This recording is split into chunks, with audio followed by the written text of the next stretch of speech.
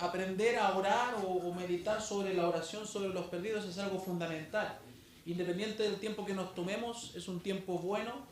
Independiente de los jueves que llevemos, son tiempos buenos para ser exhortados por el Señor y a la vez ser instruidos.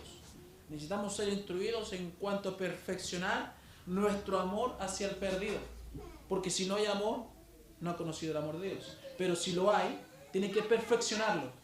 Y esto involucra estos estudios que llevamos, el perfeccionar nuestro amor y no quedar en la ignorancia y no hacer nada por ellos. Lo principal que podemos hacer es orar por ellos. Lo fundamental que debemos hacer es orar por ellos. Es lo que se llama la oración intercesora, ¿cierto? Y es muy importante. A pesar de que, como hemos dicho, a pesar de que la gente rechace, el mundo rechace a Dios o el Evangelio, nuestra tarea tiene que seguir siendo cumplida. Predicar su palabra, y eso lo tenemos claro y lo hemos visto en estas semanas que hemos estudiado. Hemos visto varios ejemplos, como el de Abraham, como el de Moisés, ¿cierto? Como el de Pablo, que nos instruyen y nos exhortan a interceder, a ir más allá en cuanto a nuestras palabras, en cuanto al Evangelio, en cuanto a la expansión del reino de Dios. No solo quedarnos en que repartimos algo y con eso basta, sino que predicamos y oramos, porque es un complemento, y eso muestra el amor, ¿cierto? Y la intercesión por los perdidos, complementando mi evangelismo con la oración. No van, ¿cierto? He dicho a lo largo del estudio que la palabra no va separado de la oración. Son las herramientas que el Señor nos dejó, y tenemos que utilizarlas en conjunto para ser un creyente maduro, un creyente bien alimentado, donde el Espíritu, ¿cierto?, pueda obrar con libertad y no haya obstrucción por el pecado. Entonces el creyente que busca ser un creyente maduro, un buen mayordomo, como hablamos los domingos, usa bien las herramientas del Señor. Las utiliza bien. Y la oración por los perdidos es importante. Es algo que siempre ha estado en los hijos y tiene que estar en los hijos de Dios. Necesitamos orar más días, ¿cierto? Y muchos más minutos de oración por los perdidos. Hemos dicho que queremos que las iglesias estén más llenas. Queremos que nuestros familiares, que nuestros amigos, que nuestros compañeros conozcan del Evangelio. Que aún, como decía mi hermano, que no fallezcan sin conocer el Evangelio. Para eso debemos orar fervientemente. Fervientemente. Porque después de la muerte ya no hay nada más que hacer. Y eso es lo triste. Eso es lo lamentable. Pero ¿qué sacamos con lamentarnos si no hemos hecho nada? ¿Cierto? Deberíamos arrepentirnos cuando no hacemos nada, porque se fue sin conocer del Evangelio cuando yo podría ser ese portavoz. Entonces es importantísima, porque en vida debemos trabajar. Después de la muerte no hay nada más que hacer. Ya no podemos hacer nada más. Por eso es importante su labor, hermano mío, y debe cumplirla con autoridad, con poder, y debe sentirla y hacerla, ¿cierto? Eso también muestra la nobleza del corazón suyo, como mostraba la nobleza del corazón de Moisés. Dios, dijimos la semana pasada que Dios nos espera. Dice el Salmo 65, verso 2, que Dios nos espera, que podemos animarnos a orar al Señor porque Él nos escucha, Él nos atiende. Qué rico es ir en oración con un corazón sincero y saber que Dios nos va a escuchar. Entonces podemos pedir a Dios por intercesión porque Él nos va a escuchar. Y no solamente Dios nos espera, sino que también Dios está atento. Él también está atento a nuestra oración, y también Él busca en sus hijos a alguien que interceda. Y ese hijo tienes que ser tú, hermano mío. Debes ser tú. Cada uno de nosotros debe ser ese hijo que Dios espera que se ponga entre los vivos y los muertos. Vamos a aprender en estas semanas después el del ejemplo de Aarón, que se puso entre los vivos y los muertos. Vamos a aprender pasos más prácticos. No solo Dios busca, dijimos también, sino que Dios pide que también nosotros busquemos aquellos hombres que puedan, ¿cierto?, escuchar la palabra del Señor y arrepentirse. Y para eso no podemos quedarnos encerrados en estas cuatro paredes, sino que debemos ir y predicar. Y para salir a predicar y recoger frutos, debemos orar. Debemos orar. Orar de corazón, orar fervientemente, orar humildemente, no orar rápidamente e informalmente. para que nuestra evangelización tenga un resultado que glorifique a Dios. Eso es lo que nos pide Dios. También se esperaba, dijimos la semana pasada, que tengamos un celo, como el que Pablo manifiesta, ¿cierto? Un celo. Él quería provocar a celo al pueblo de Israel. Terminamos la semana pasada entendiendo que debíamos vivir por Cristo para que otros puedan ser impactados con el Evangelio. Que cada uno de nosotros debe vivir por Cristo. No vivir para sí y sus placeres terrenales. Debemos vivir por Cristo para que otros puedan ser impactados, para que otros puedan ver el reflejo de Cristo en mi vida, podamos irradiar la luz de Cristo con nuestras vidas. Pero si estamos preocupados de nosotros y de lo que a nosotros nos pasa, nunca vamos a proyectar a Cristo. Si solamente nos enfocamos en nuestros problemas, nunca vamos a enfocar a Cristo. El creyente tiene que impactar con su vida a otros, independiente de las circunstancias que puede experimentar o vivir. Dios da el poder y la sabiduría para enfrentar cualquier circunstancia. Entonces puede seguir, a pesar de la tormenta, puede seguir mostrando la luz de Cristo a otros. Yo he visto eso en gente que ha estado, no por lo presente, en gente que ha estado bien enferma y sigue testificando de Cristo. Y sigue predicando y sigue proyectando esa luz. El mismo pastor, ¿cierto? Luis se despidió, ¿cierto? Predicando, se despidió hablando, se despidió así. Y no estaba sufriendo.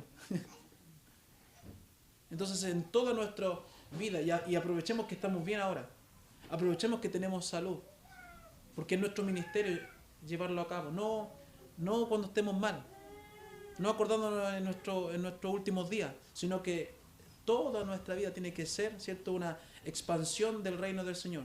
Tiene que proyectar eso. Y eso se logra poniendo interés. ¿Cómo muestro interés? Orando, amando de forma correcta. Nuestras familias, nuestros amigos no van a llegar por arte de magia. Van a conocer el Evangelio por medio de lo que usted proyecta, por medio de lo que usted es. Si usted no muestra bien a Dios, no espere que otros se acerquen interesados a la iglesia. ¿Cierto? No es lógico. Yo he escuchado, si ser cristiano es ser como tú, prefiero seguir igual. ¿Cierto? Entonces nosotros tenemos que preocuparnos personalmente de esto. Y esto fue lo que vimos la semana pasada. Ahora vamos a ver cómo debemos orar por los perdidos de tres formas. Vamos a ver cómo orar por los perdidos. Primero debemos enfocar nuestra oración. Primero que todo, entonces debemos enfocar nuestra oración hacia Satanás. Y no es que vamos a orar a Satanás, no me malentienda, sino que vamos a orar a Dios, enfocando nuestra oración en la obra de Satanás, que Él está haciendo con el perdido. Entonces en nuestra oración tenemos que enfocarnos y entender que Satanás, primero que todo, está y va a querer seguir obstruyendo la salvación del perdido. Entonces tenemos que orar a Dios para que el poder del maligno se desvanezca, para que la influencia del maligno salga, para que la luz de Cristo pueda irradiar e impactar a la persona. Entonces tenemos que entender que nuestra lucha es contra Satanás. Entonces tenemos que orar bien, porque usted, si se va a enfrentar a Satanás, no puede ir desprovisto. No crea que solo así con lo que usted se cree y toda la valentía que tiene va a poder vencerle. Tiene que ir con el Espíritu de Dios, tiene que ir bajo la encomendación de Dios. Y eso se encuentra en la oración. Porque muchas veces hemos salido trasquilados, ¿cierto? Y hemos entrado en ciertos debates con la gente y salimos a veces avergonzados, porque no fuimos bien. Nuestra lucha es contra Satanás. Entonces, como leímos en Romanos 10.1, dijimos que, ya habíamos leído Romanos 10.1, dijimos que Pablo rogaba por salvación para su nación Israel, porque estaban bajo la ira de Dios, al seguir engañados por Satanás. Pablo dice que ellos estaban engañados por Satanás. Satanás engaña, hermano mío. Y tenía engañado a Israel, a los judíos. Y es raro porque si uno piensa, los judíos creían en Dios, ¿cierto? ¿Cierto? Pero ¿en quién no creían? En Cristo, ¿cierto? Entonces, ¿qué pasa si... ¿Por qué Pablo entonces les decía que creyeran en Dios y en Cristo? ¿Por qué si ellos ya creían en Dios no les bastaba?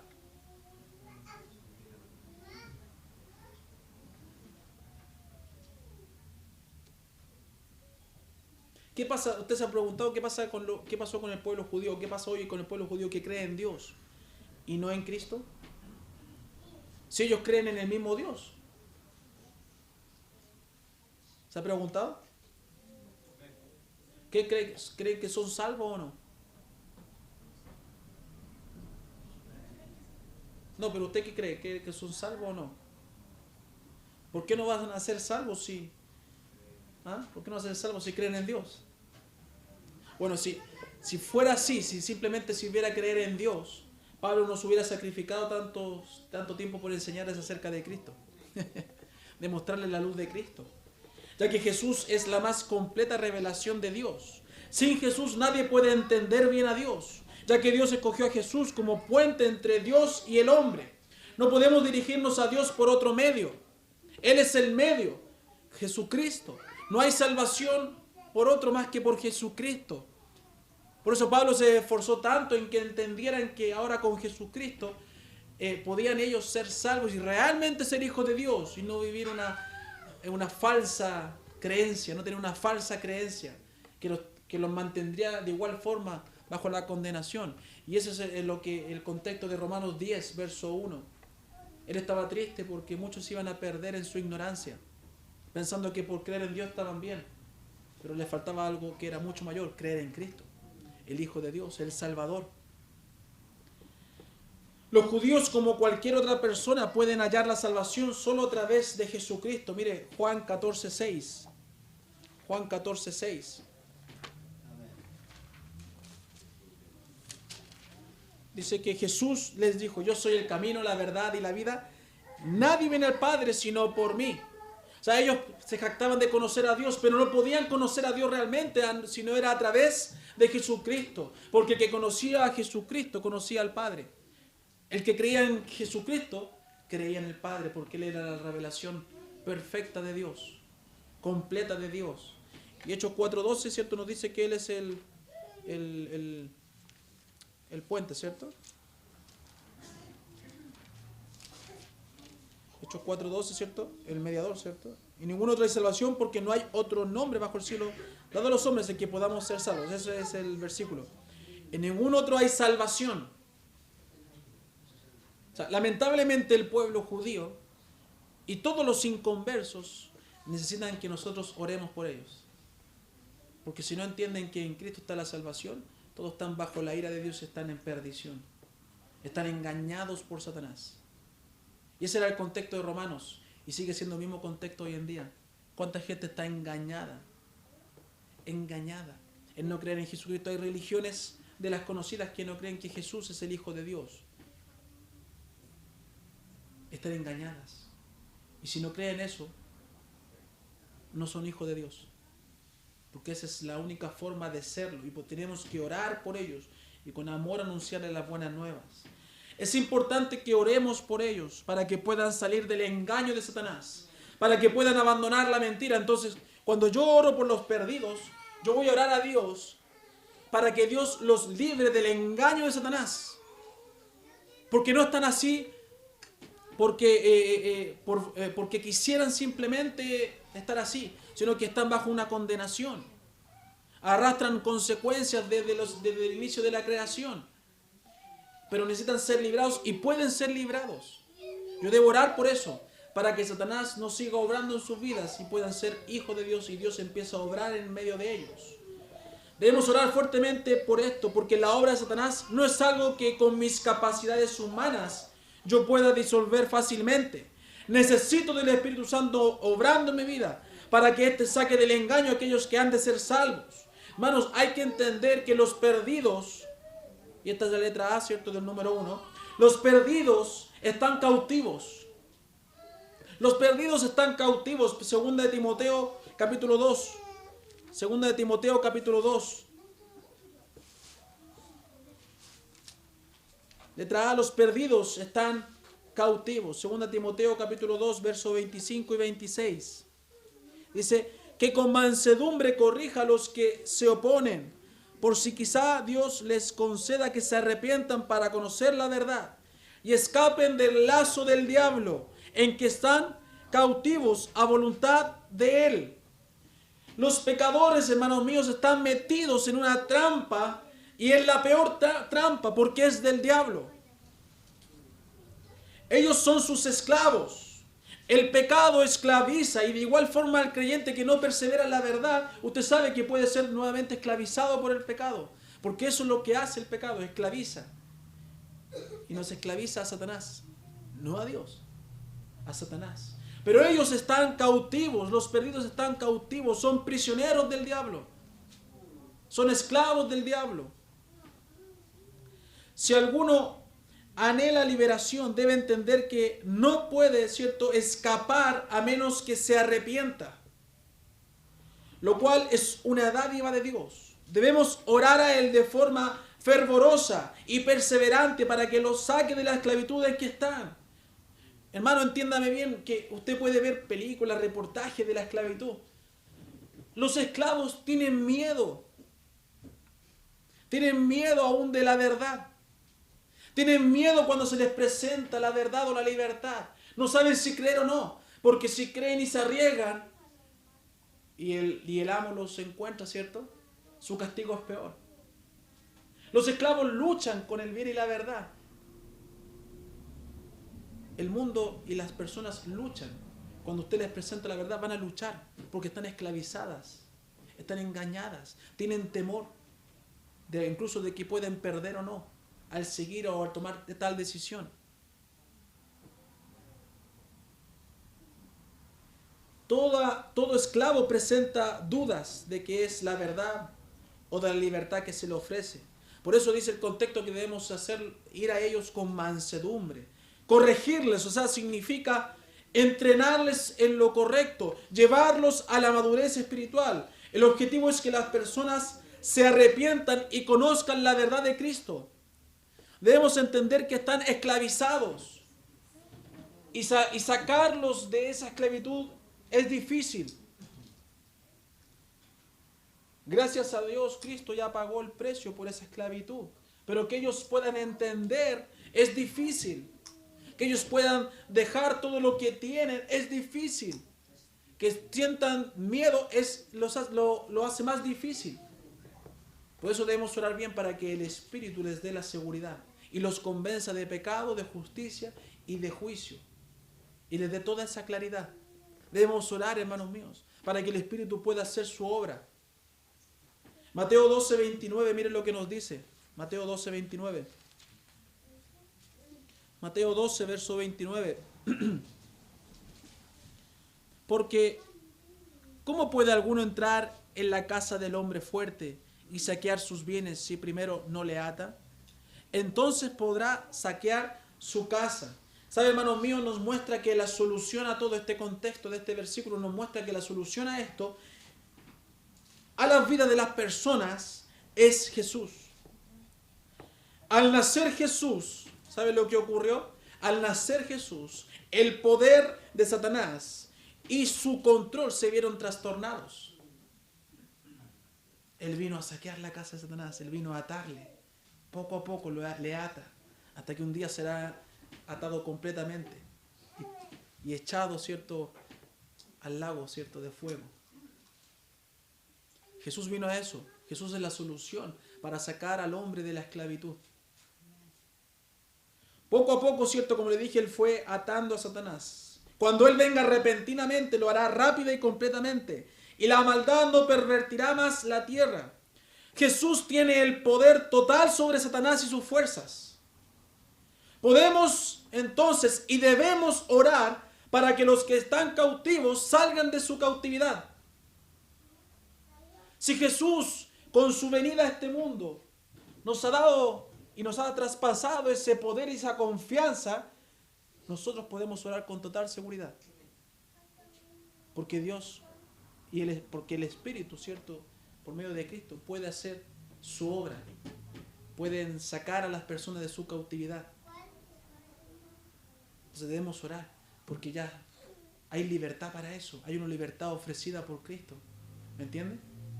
Antes no estaba esa libertad ofrecida por Cristo. Cristo murió en la cruz. Y esa libertad está ahora para nosotros y para muchos más.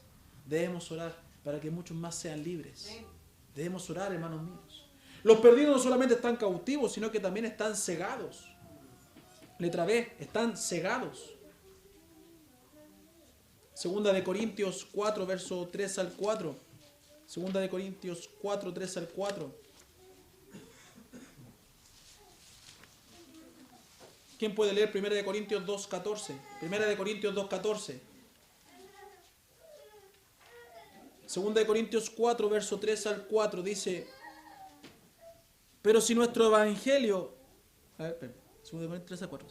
Pero si no me confundan. Segunda de Corintios 4, 3 al 4. ¿Ya?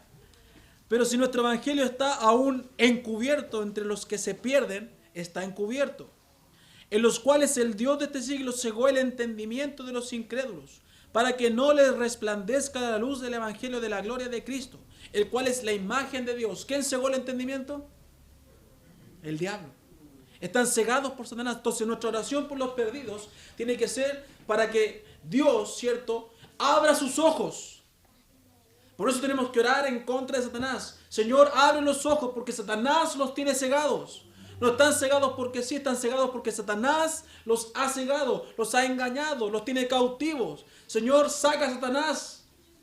Tienes que orar así, hermano mío, enfocando tu oración hacia su obra maligna, y que la obra de Dios, que es más poderosa, se cumpla y rompa, ¿cierto?, la obra de Satanás. ¿Qué dice Primera de Corintios 2:14? Pero el hombre natural no percibe las cosas que son del Espíritu de Dios, porque para él son locura, y no las puede entender, porque se han de discernir espiritualmente. Segunda de Corintios 10, verso 4. Segunda de Corintios 10, verso 4 dice: porque las armas de nuestra milicia, hermano, no son carnales. No son carnales. No salgamos con las herramientas y las armas carnales, porque tenemos, dice, sino que son poderosas en Dios para la destrucción de fortalezas. Las armas que Dios nos ha dejado: la palabra, la oración, el Espíritu Santo, ¿cierto?, que puede obrar por medio de todo eso, son poderosas para destruir la fortaleza de Satanás que tiene en este mundo. Pero si ni siquiera las usamos, no vamos a romper nada. Nada de sus fortalezas. Por eso debemos usarlas bien. No solo sus cuerpos están en cautiverio, como dijimos, o esclavitud, sino que también Satanás ciega sus mentes. Los incrédulos, aquel que nunca ha confesado a Cristo como su Señor y Salvador, lucha con una barrera que es aún más fuerte. Satanás cegó su mente, está bloqueada para no poder ver lo correcto y verdadero. Les hace creer que lo que ellos ven como correcto es bueno, y no les muestra que el fin de eso es la muerte, y una muerte eterna, porque están cegados. La gente dice: yo prefiero seguir esto, yo creo esto otro, porque están cegados. No pueden entender la verdad, a menos que el Espíritu los convenza. Pero no lo va a convencer si no hay un instrumento útil. Y ese debe ser tú. Ese debe ser tú.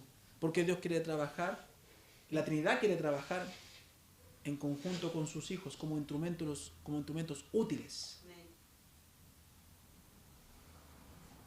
Por eso es importante, porque nuestra lucha es difícil, hermano mío. Están esclavizados, están cegados. No es llegar y abrir la palabra. Usted se da cuenta, los que evangelizamos constantemente, no es llegar y se abre la palabra y los corazones se derriten ante el Señor. No, no es así. No es así. Por eso debemos prepararnos y orar por ellos. El engaño, ¿cierto? El engaño de Satanás provoca que lo que el mundo cree obviamente cierto sea en realidad dolorosamente erróneo. ¿Cómo no orar por ellos? ¿Cómo no orar por los perdidos si usted estaba en esa condición? ¿Cómo no sentir empatía si usted estaba en cautiverio, si usted estaba cegado? ¿Cómo no orar por ellos? El hombre natural no tiene al Espíritu Santo en contraste con el cristiano que sí lo tiene. Por eso no puede percibir, por eso no puede recibir la palabra de Dios, no puede aplicarla por sí. Las palabras en su vida, ¿cierto? No las puede entender. Por lo mismo, los creyentes debemos orar por ellos para que salgan del engaño en que están, para que por medio del Evangelio y del Espíritu sus ojos sean abiertos y conozcan y puedan ver la verdad. Las armas espirituales que Dios nos dejó son para derribar estas fortalezas malignas. Utilicemos estas armas para el bienestar del reino y su expansión. Entonces están en cautiverio, están cegados, letra C, pero los perdidos pueden ser librados. Los perdidos pueden ser librados. Por eso debemos enfocar nuestra oración hacia la obra, ¿cierto? Hacia destruir la obra de Satanás con los perdidos, porque ellos pueden ser librados. Hebreos 2, verso 14 y 15. Hebreos 2, verso 14 y 15. Primera de Juan, capítulo 3, verso 8. Primera de Juan, capítulo 3, verso 8. Por favor, busquen y me ayudan con la lectura. Colosenses, capítulo 2, verso 13 al 15. Colosenses 2, verso 13 al 15. Hechos 26, 18. Hechos 26, 18. Hebreos 2, verso 14 al 15. ¿No tiene mano, Felipe, no? Sí, por favor.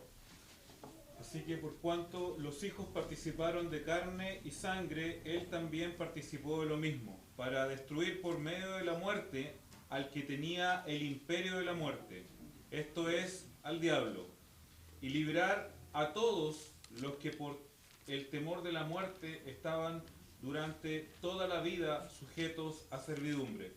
Mire, tremendo versículo. Tremendo, poderoso, vamos a ir viéndolo. Primera de Juan 3:8. Primera de Juan 3:8. ¿Quién lo tiene? Por favor, rápido, que la hora avanza. Gracias. ¿Qué lo tiene, hermana María? El que practica el pecado es del diablo, porque el diablo peca desde el principio. Para esto apareció el Hijo de Dios, para deshacer las obras del diablo. Para deshacer las obras del diablo. Colosenses 2, verso 13 al 15. Colosenses 2, verso 13 al 15. Y Hechos 26, 18. Hechos 26, 18. Colosenses 2. Y a vosotros, estando muertos en pecados y la incircuncisión de vuestra carne, os dio vida juntamente con él, perdonándoos todos los pecados, anulando el acta de los decretos que había contra nosotros, que nos era contraria, quitándola del medio y clavándola en la cruz, y despojando a los principados y a las potestades, los exhibió públicamente, triunfando sobre ellos en la cruz. Amén. Hechos 26, 18. Hechos 26, 18. Amén. Por favor. Para que abra sus ojos, para que se conviertan de las tinieblas a la luz, y de las potestades de Satanás a Dios, para que reciban por la fe que es en mí, perdón de pecado y herencia entre los santificados. Amén. Mire, tremendos versos que nos hablan de la liberación que hay disponible. Hay disponible una liberación para todos los que creen en Cristo. Cuando Jesús, ¿cierto?, se volvió humano, se volvió hombre, Él vino a destruir la obra del diablo. Él vino a destruir su obra, el imperio que Él tenía. Y que tenía así en esclavitud a todos los hombres. Jesús vino a destruir esa obra del diablo y así a liberar a los que son esclavos del pecado. Satanás tienta a las personas para así acusarlas de que se han rebelado contra Dios, induciéndolas a pecar. Después las entrega a la muerte, el castigo que es merecido por el pecado. El diablo sigue activo hoy, pero su poder sobre la muerte le ha sido arrebatado. Entienda bien, hermano mío. La muerte de Cristo cumplió la pena por el pecado. Así pues podemos escaparnos nosotros de las garras de Satanás, depositando nuestra confianza en Cristo. Es posible con la obra de Cristo en la cruz que el pecador salga de la cautividad, de la esclavitud en que están. Es posible.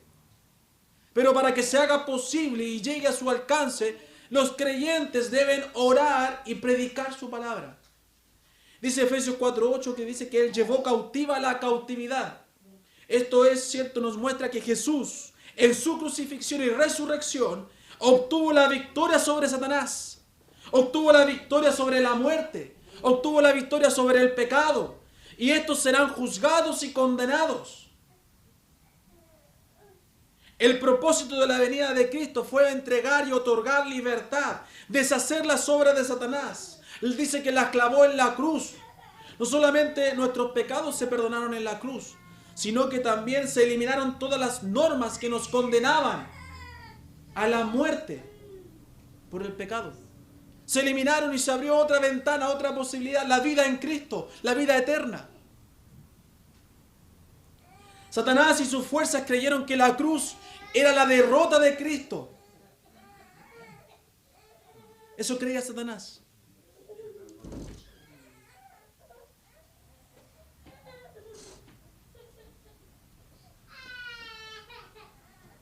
Pero el Señor, cierto, en la cruz derrotó a sus enemigos. Les quitó sus armas y dice que las exhibió públicamente. Podemos y debemos orar por los perdidos, porque así como nosotros, ellos también pueden ser libres, porque Cristo vino a morir por todo el mundo. ¿Tú eres libre? ¿No te gustaría que tu amigo, tu familiar también lo fuese? ¿Cuánto tiempo de oración dedicas a eso? ¿Cuánto tiempo de predicación dedicas a eso? Entonces ahora puedes empezar a orar de forma más madura, entendiendo que tu lucha no es contra tu familiar, entendiendo que la testarudez de esa persona no es porque sí, es porque Satanás habita en esa persona. Podemos orar por ellos para que sean librados. Debemos orar por ellos. Letra D, los creyentes tenemos la autoridad para hacer esto. Mateo, no está el bebé ahí, ¿cierto? Ya. Mateo 28, ¿cierto? 18 al 20 nos muestra que los creyentes tenemos la autoridad y el poder. Somos encomendados a hacerlo. ¿Para qué le voy a leer Mateo 28? Somos enviados por Jesús a hacer como Él hizo. Juan 9, verso 4. Juan 9, verso 4.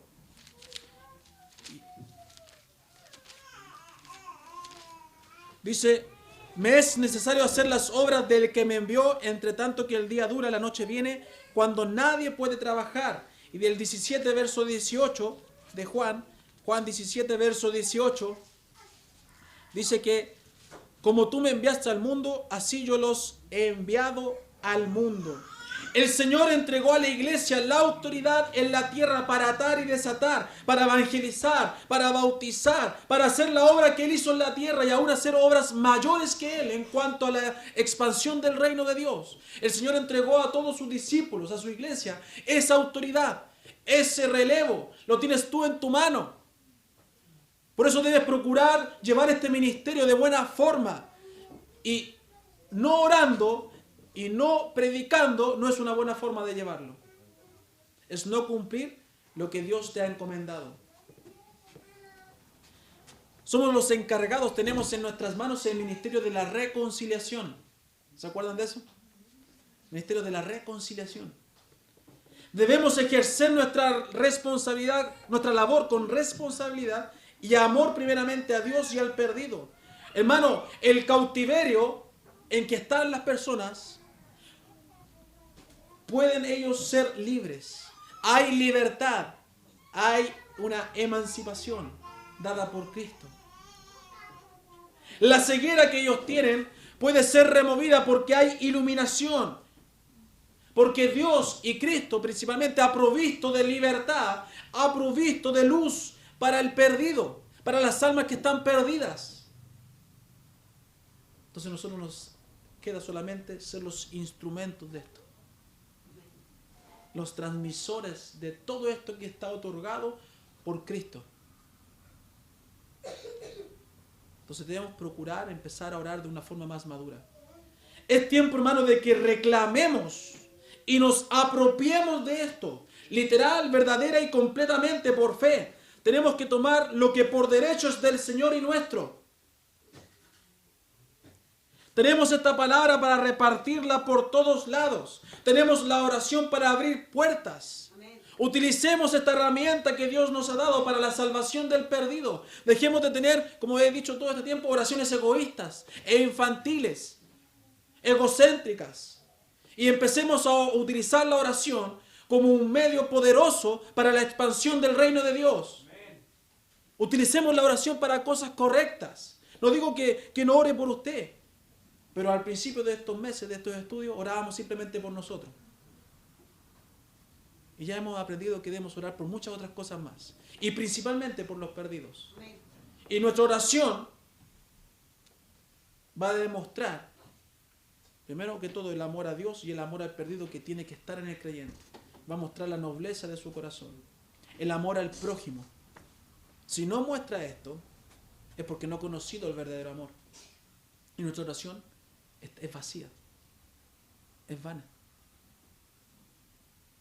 Porque los fariseos oraban por sí y buscaban oraciones públicas. ¿Se acuerdan cuando hablamos de eso? Una oración egocéntrica.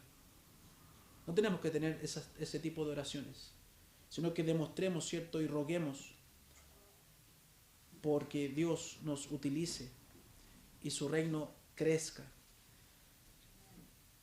Mientras usted decide tener oraciones inmaduras e infantiles, Satanás sigue manteniendo a más esclavos, más personas ciegas. Cuando nos decidamos a orar de forma correcta, es cuando vamos a empezar a ver los frutos de Dios. Es cuando usted, por esa persona que oraba inmaduramente, y usted madura su oración, va a poder ver un fruto en esa persona, la salvación, ganar almas, son frutos. Así que tenemos que madurar nuestra oración. Y ya sabemos que enfocar nuestra oración hacia la obra, ¿cierto?, destructiva que tiene Satanás en este mundo. Enfoquemos nuestra oración. Vamos a ver la próxima semana cómo enfocar esa oración hacia los mismos creyentes, motivándonos. Y finalmente hacia la obra de Dios y del Espíritu Santo, librando, ¿cierto?, y desatando esas cadenas. Bien, eso vamos a verlo la próxima semana. Me quedó material.